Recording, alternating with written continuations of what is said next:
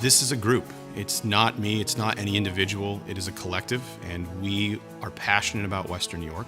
We're passionate about making this community a better place, and we are going to actively participate in shaping the future of this region. And we want to do that in a collaborative manner.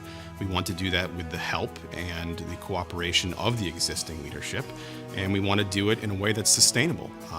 And I think that's really what we want to do, and I think we've started doing it, and we'll continue to. And anything that can help us achieve that, we certainly embrace.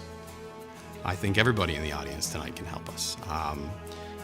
Opportunities in Western New York don't just happen out of chance.